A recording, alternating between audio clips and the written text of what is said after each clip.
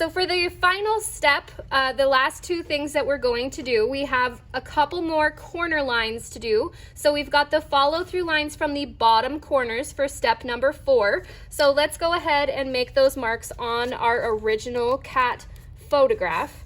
So we're going to draw from these bottom corners, and what we're doing now is trying to show ourselves the other side of the eye. So we've got this edge here that we're just kind of like bringing up and scooching until it touches the eye, and that's going to tell us a couple of things when we're drawing. It tells us where to place the eye, but it also tells us where this tooth and this tooth go, which is really helpful. Now we're going to go from this bottom corner and we're outlining the top of this eye, and we're just connecting it there, and that shows us where this eye is going to be placed. So the final thing that we need to know, we've got all of our details added from our corners, we've got the ears, but we don't know where to draw these bottom lines for the jaw. So what we're going to do is give ourselves just another line that's going to connect from this bottom corner out to show ourselves where the teeth are for this one. So we're connecting from that bottom corner once more,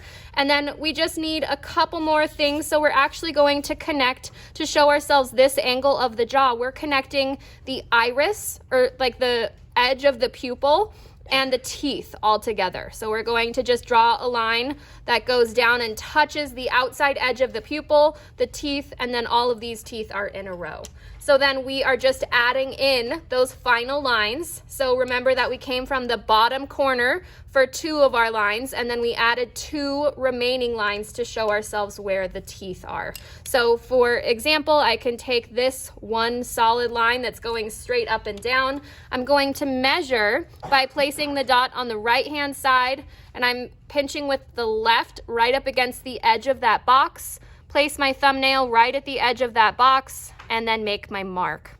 And I do that again to find the second contact point, move that over, make my mark, and then connect those. Now, when this starts to get a little bit wonky, it can be a bit problematic when we come in for the final steps, which will be to draw the features inside of this cat's face. So if you notice that any of your lines are off, I would recommend erasing them and trying it again, because it can get pretty troublesome if you don't take care of that.